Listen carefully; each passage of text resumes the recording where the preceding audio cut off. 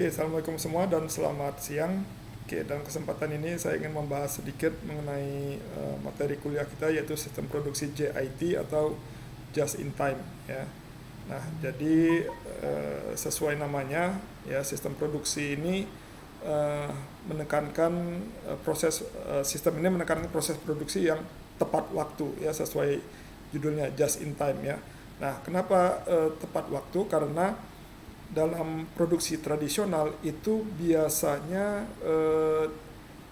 produsen menyediakan stok komponen. Nah, jadi komponen-komponen yang mau digunakan dalam produksi itu biasanya di stok dulu di gudang.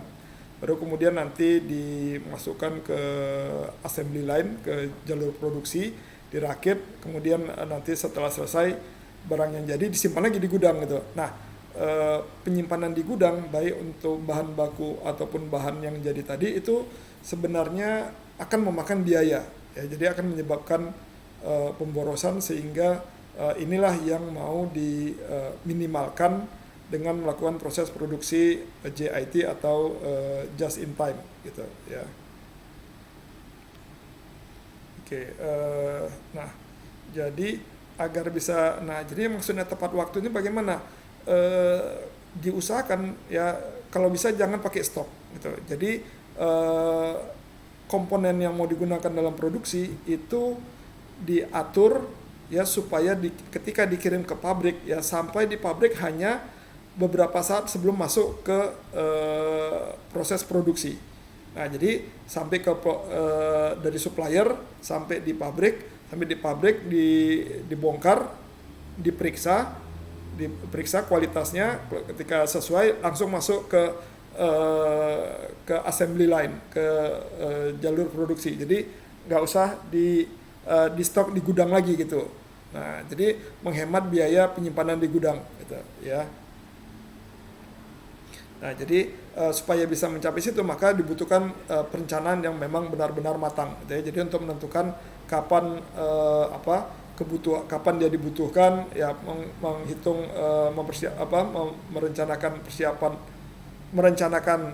memperkirakan ya kapan si komponen tadi bisa sampai di lokasi di pabrik gitu ya.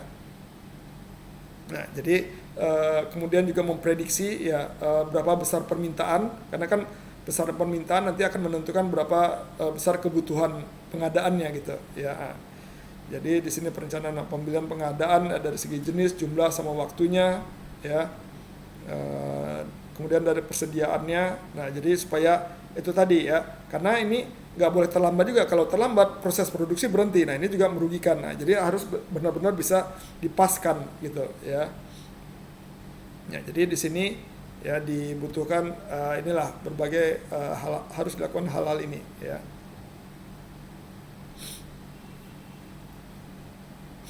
Nah, pengendalian perencanaan produksi itu dibagi atas perencanaan jangka panjang, ya, jangka menengah, dan jangka pendek. Gitu. Nah, ini jangka pendek yang terkait sama jadwal produksi, gitu ya. Jadi kalau jangka menengah ini ada perencanaan kebutuhan kapasitas, kebutuhan material, ya. Sedangkan jangka panjang ini terkait sama sales dan marketing biasanya, ya. Oke, nah. Konsep dasar produksi just in time ini berasal dari Jepang ya, dan tepatnya dari perusahaan Toyota. Nah, jadi memang ini yang mereka terapkan dahulu sehingga makanya Toyota itu menjadi salah satu produsen mobil terbesar di dunia gitu. Jadi karena dengan proses produksi ini mereka bisa menjadi sangat efisien gitu ya. Jadi just in time ini prinsipnya adalah memproduksi barang yang memang dibutuhkan. Nah, jadi kalau dulu pabrik itu dia produksi, kemudian nanti bagian sales yang diserahi tugas, pokoknya gimana ini mesti bisa laku. Nah, tapi kalau itu yang sistem produksi push juga sebutan lainnya. Nah, kalau yang diterapkan oleh Jepang, ya mereka melihat dulu kebutuhannya berapa permintaan. Nah, berdasarkan permintaan itulah dibuat barangnya. Jadi udah ada yang nampung gitulah kalau dalam bahasa kita ya, sehingga dia nggak tertumpuk di gudang lagi gitu. Nah, jadi ketika diproduksi, barang yang diproduksi ini udah ada yang bakal menampung gitu, udah ada permintaannya. Nah, jadi nggak masuk gudang lagi dia gitu ya, udah bisa langsung disalurkan ke distributor gitu. Oke, nah jadi ide dasarnya ya itu adalah menghasilkan ya barang yang diperlukan ya pada saat diminta ya. Nah, dengan menghilangkan segala macam bentuk pemborosan waktu ya. Nah, sehingga karena pemborosan bisa dihindarkan, maka biaya produksi pun bisa ditekan dan proses bisa berkesinambungan ya. Nah, ini ada 7 jenis pemborosan gitu ya yang yang harus diminimalkan di pabrik itu ya. Overproduksi ya, jadi yang barang yang dihasilkan terlalu banyak daripada permintaan. Waktu menunggu, nah ini waktu menunggu juga bermasalah gitu, artinya apa? Produksi terganggu karena komponen yang dibutuhkan belum datang gitu. Nah ini akibat perencanaan yang kurang baik ya. Transportasi, pengangkutan barang baik suku cadang ataupun barang jadi itu kan makan waktu juga ya. Pemrosesan, nah tingkat persediaan barang ya kalau terlalu banyak itu tadi ya, ini kan akan makan biaya untuk penyimpanan ya, gerak dan cacat produksi ya.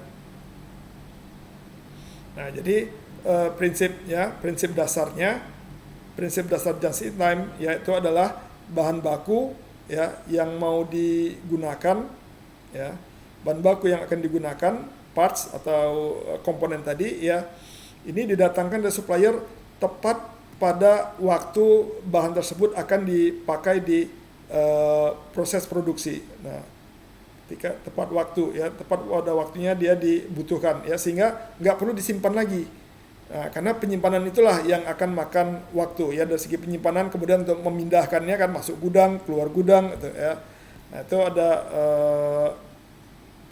ada biaya untuk persediaan barang ya, atau stocking cost istilahnya ya. Oke, itu prinsipnya ya. Nah, ada 4 konsep pokok ya yang harus dipenuhi untuk melaksanakan just in time.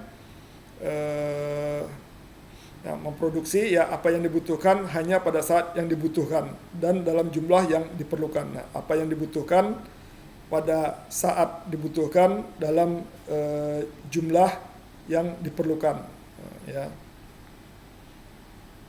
Nah, kemudian ada istilah otonomasi.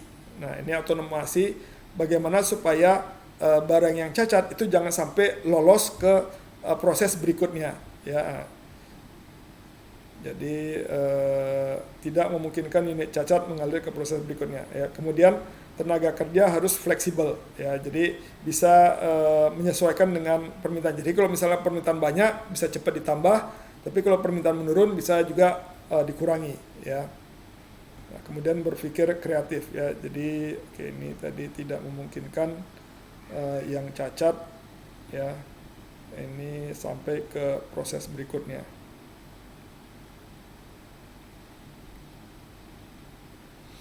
Oke, nah supaya bisa tercapai yang 4 tadi ya, ada 4 metode yang digunakan. Ada pertama sistem Kanban, namanya Kanban ini bahasa Jepang ya, artinya kartu praga.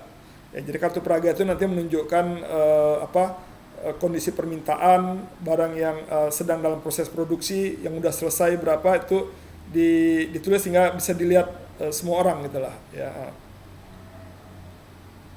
Nah, kemudian ini ada pelancaran produksi ya, menyingkatkan waktu persiapan ya, kemudian mengatur layout ya,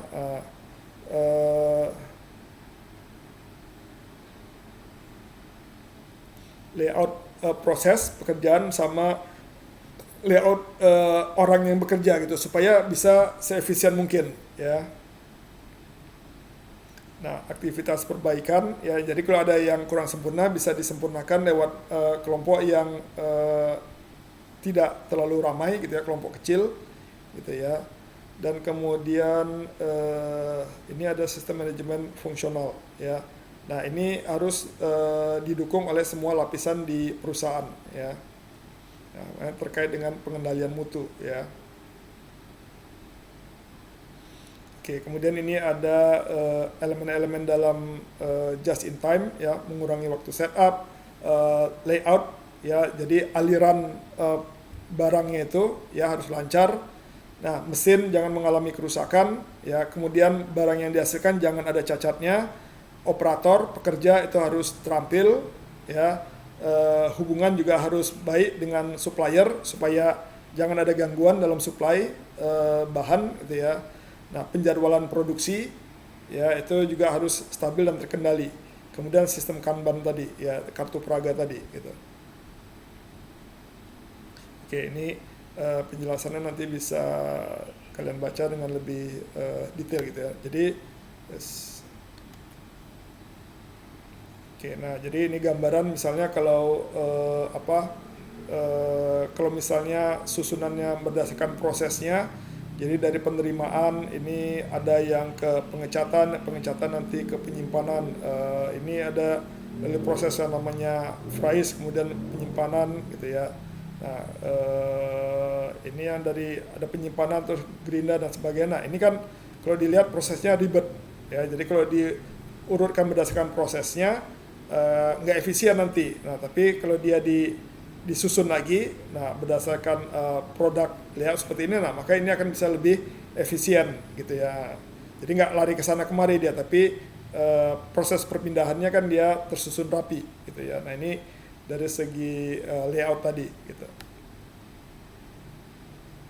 Oke, ini masalah-masalahnya gitu ya. Kemudian juga ini maintenance ke mesin-mesin yang digunakan ya. Nah ini gambaran ketika misalnya ada mengalami kerusakan mesin. Nah jadi bagaimana untuk pemeliharaannya ya, karena kan kalau di pabrik itu pasti menggunakan banyak mesin yang butuhkan perawatan supaya dia bisa bekerja dengan lancar dan tidak mengalami kerusakan gitu ya. Nah jadi ada pemeliharaan rutin. Nah kemudian kalau misalnya ada masalah ya, nah ini segera dipantau gitu ya, dengan apakah dengan alat ataupun oleh orang. Nah kemudian kalau misalnya ada gangguan segera dipulihkan, dicari apa penyebabnya.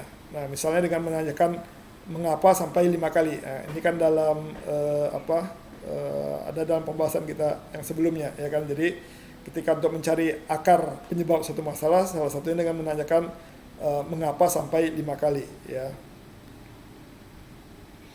Oke, nah ini alur untuk mencari solusi ketika mesin mengalami gangguan. Gitu. Oke, kemudian juga produksi yang tidak ada cacatnya, ya. Ini ada 2 langkah antisipasi. Nah, kemudian dari segi SDM, ya, jadi ini juga dibutuhkan dukungan SDM yang memiliki skill, ya. Nah, juga rotasi kerja, jadi jangan orang itu dipindah-pindah bagiannya supaya dia menguasai berbagai keterampilan ya. Oke.